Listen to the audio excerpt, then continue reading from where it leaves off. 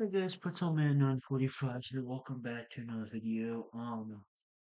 In today's video, I am going to be talking about an anime that aired its last episode yesterday, and to put it simply, it is what I would call a modern fucking masterpiece, and that is Orb on the Movements of the Earth. Now, if you've not seen this anime, or even heard of it, then I'm going to give a brief synopsis. And normally, I normally make this very clear that I pretty blatantly go into spoilers a lot of the time.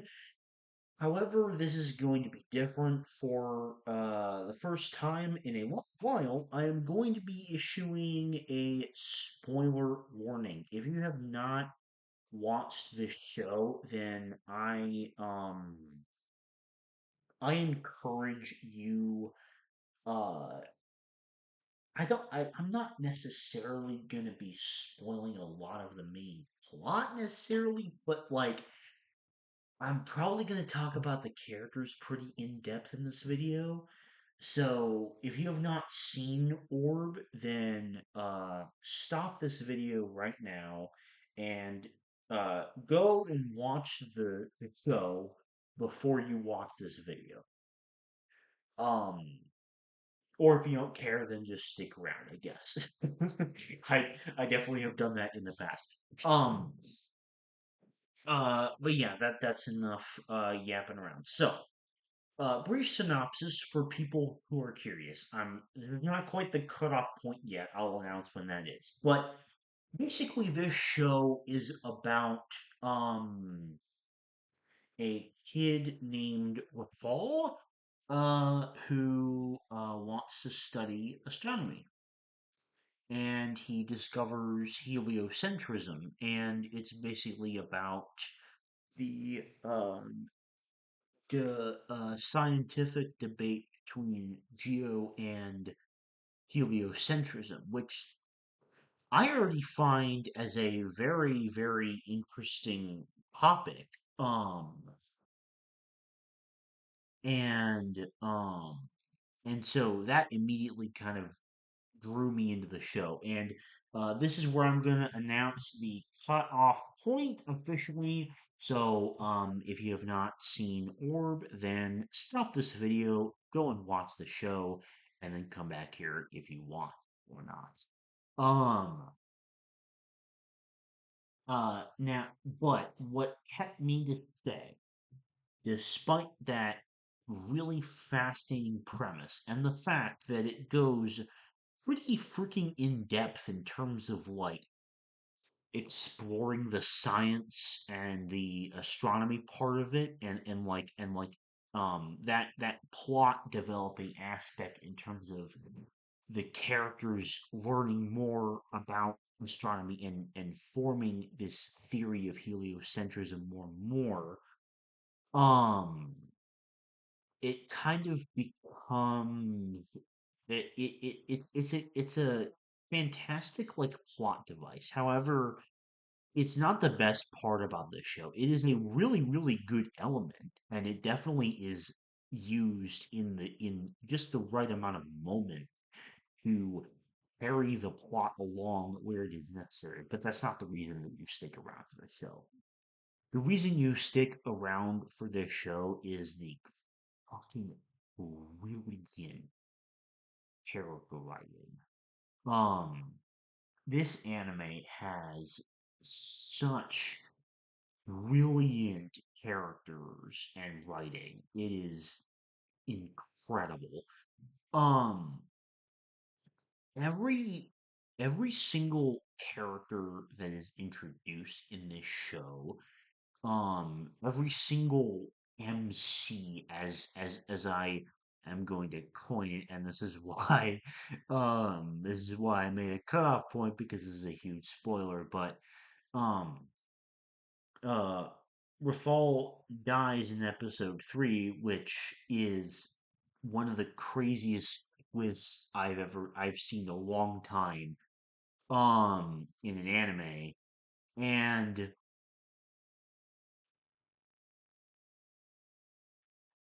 so, when that was happening, when I've watched this show since episode one weekly. Um, when that happened, people like people went crazy.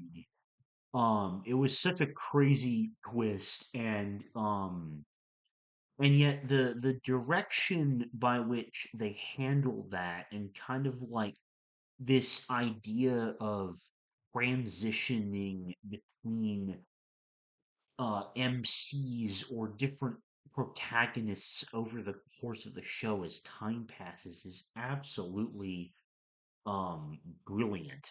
Um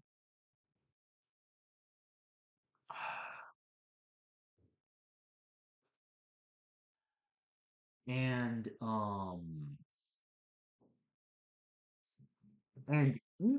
it certainly helps that every single like protagonist character that they introduce is so interesting.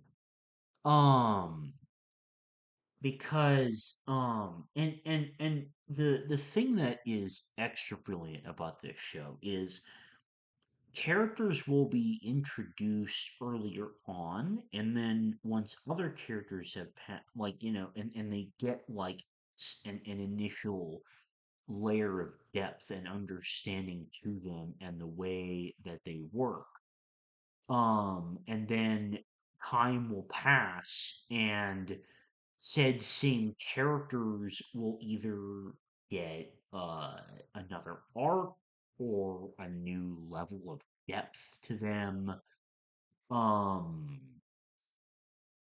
and the way that this is done is just it's so brilliant. And I think the most shining example of this brilliant form of writing is with Yolenta, because um when she is first introduced, she is a fantastic representation of this whole minor idea of how, um, like, women just do not have as many opportunities as men, and even if they are educated, they are often discriminated against and thought of as lesser.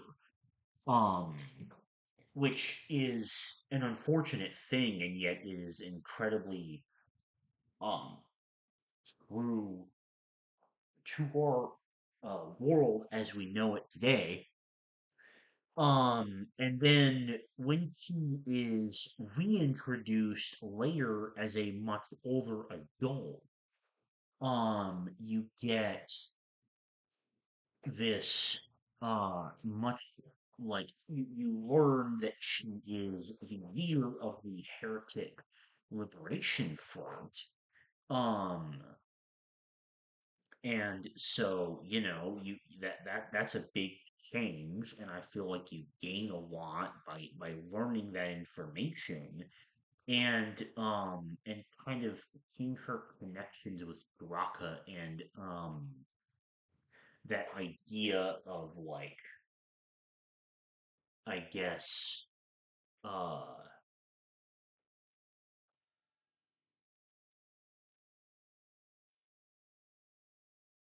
that idea, like, kind of happening, and like noticing that change from her character when she was much younger. It's such a fascinating progression of events, and Yolenta is far from the only character that this is done really well with, but I think she might be the best example. Um, uh, Bodini is my personal favorite character from the show, because in the time that he is introduced, he has such fascinating motivations. Um, uh, Sorry, I was looking up something. So yeah, Botany is my favorite character because I think that he is extremely like way and complex. And he has very loaded motivations. And oh, if you know me in this channel, you know I love me some gray characters with loaded motivations. Um, he has very conflicting purposes, between his like religious ideas and what he thinks is right and the lengths that he is willing to go to pursue it. Um, and him and Oxy's relationship is just fantastic to me. Um, Oxy as well, just an incredible progression of character from someone who um begins by not really understanding much about the world and yet yearning to explore more, ends his own life with this satisfaction that he is able to um I guess like with the fact that he did that, he accomplished his goal. Like his character progression is very simple compared to Botany's, and yet it works so well. um and I cannot I cannot like talk about this show without bringing up how utterly brilliant of a villain Novak is throughout the entire series. Um because in the beginning, in the first part, he's like, the cockier dude. Um, he's much younger. Um, he he's only recently started doing the Inquisitor work, so he's a little bit brash, not really as religiously intentional in his actions. Um, because he was a former mercenary. Um, and he just does his job very simply. So, you get to see kind of that young, heartier perspective of his. And then, when the first time skip happens of 10 years after Rafal dies, and you have Oxy and Botany kind of being the MCs of the story for the longest stint in the show. um, then you have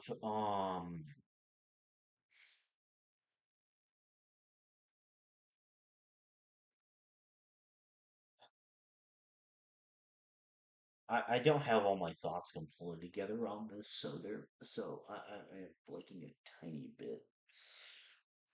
Um, you see him in this part of the show with more experience and perspective to him.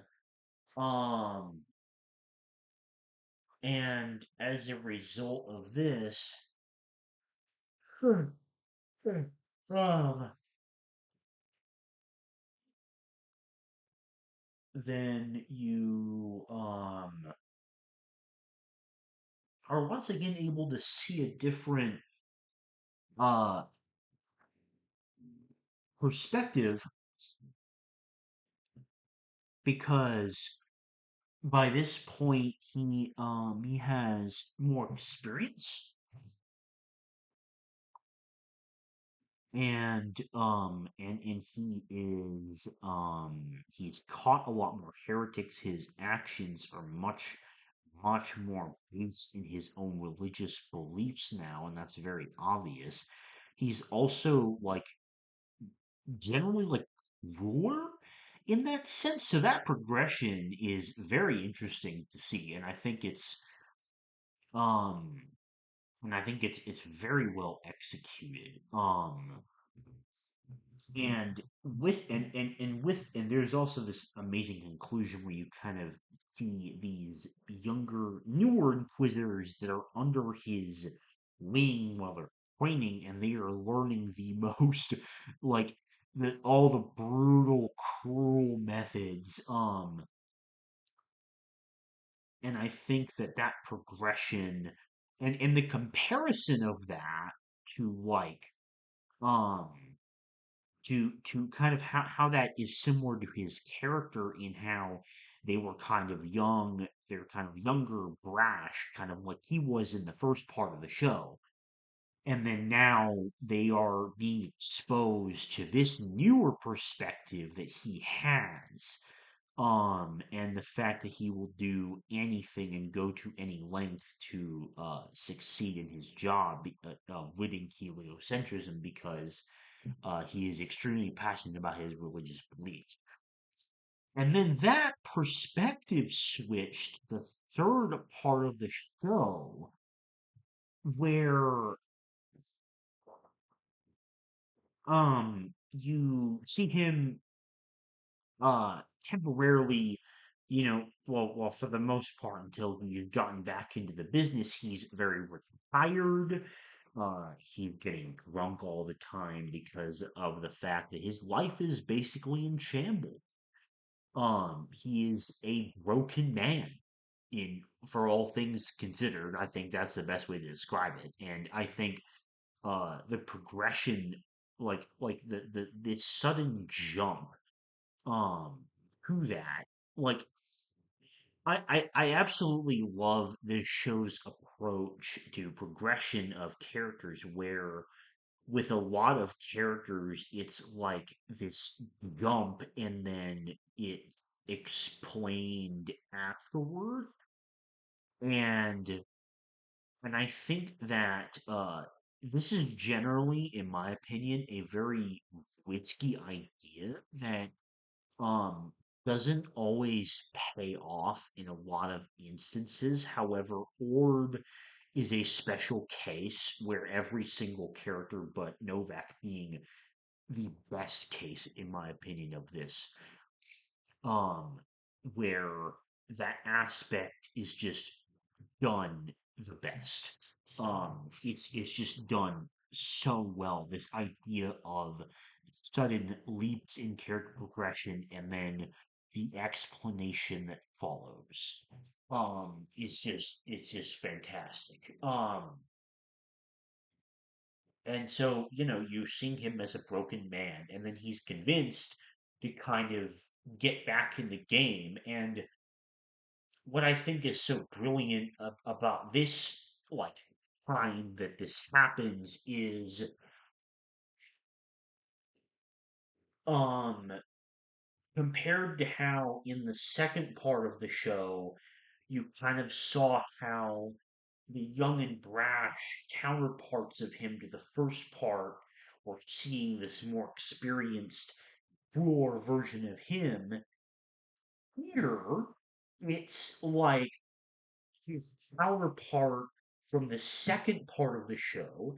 It's a inquisitor that is younger than he is, but still decently experienced.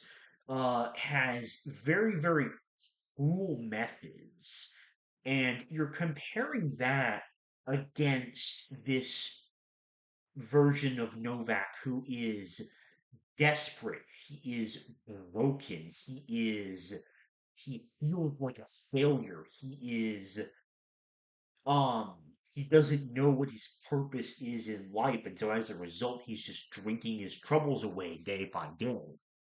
Um and to kind of see all those comparisons throughout each part of Novak's character and the way that that influences how he affects whatever the protagonist is, and that relationship is absolutely brilliant. And the end to his character was absolutely masterful, having the fall show up again and having that be this catalyst and this whole idea of it being this image in his own mind that he is finally ready to accept death is just it's brilliant.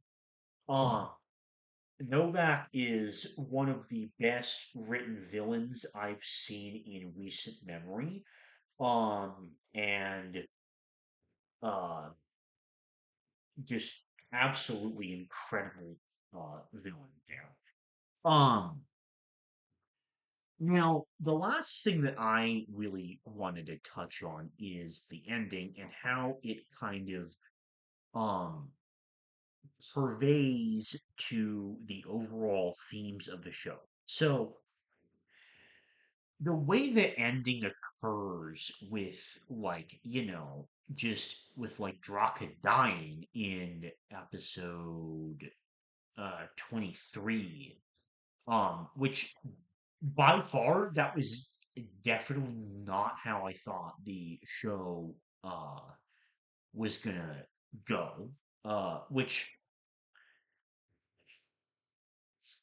okay, I need to touch on another tangent.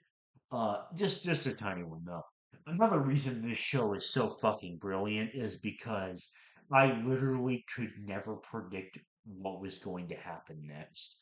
And um I'm not being like facetious about that in terms of like certain parts of the show were unpredictable. Every single time I thought one thing was going to happen, something else happened that was completely different. Every single time. This show was was literally 0% predictable the entirety of the plot. And the fact that it managed to do that for the entire runtime of 25 episodes is such an insane achievement to me. Um, but anyway, going back, side tangent over. One of these examples being the fact that Draka dies in episode 23 or 24. I cannot uh, quite remember. Yeah, episode 24. Remember? Um, uh, the nature of that happening was just totally unpredictable, and I just didn't see it coming. It was amazing. Definitely not how I thought the show would end the way it did. Um, and yet the way that the ending ties into the overall themes was just it was amazing.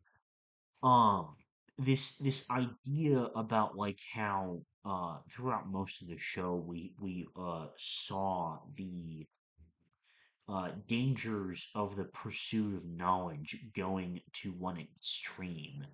What I think is so brilliant about this show's writing is the fact that um it devoted a significant amount of its runtime in terms of the themes, as in most of the show, other than the last episode or two, really exploring the nature of the extreme dangers in like the extremities of the pursuit of knowledge onto one um particular like side or whatever, like series of strength and whatnot. Um, and then literally just within the last episode, it is able to so concisely get across the other theme. Like it has this under the pacing is so good that it has this understanding of how to match the themes in that just within the last episode, we are introduced, we are introduced to fully explore and reach a conclusion to this second this like other extreme of the academic pursuit of knowledge being too extreme. And you see this when Rafal kills Albert's father um in flashback when he's a kid. um and the fact that this show was able to balance both of those by barely showing the second one at all. And yet by the ending it feels completely balanced to me. Um and and it kind of shows this overall balanced pursuit of the dangers of the human pursuit of knowledge. Um it's honestly like it's mind blowing to me how incredible this show is. And the more I'm thinking about it, the more and more it is just getting better and better in my head. So in conclusion, uh, a modern masterpiece, in my opinion. This show has some of the best goddamn character writing um and theme writing in an anime that I've seen in a long time. And yeah, watch Orb. It's brilliant. But yeah, that's gonna do it for this video. Thank you very much for watching, and I'll see you later. Bye.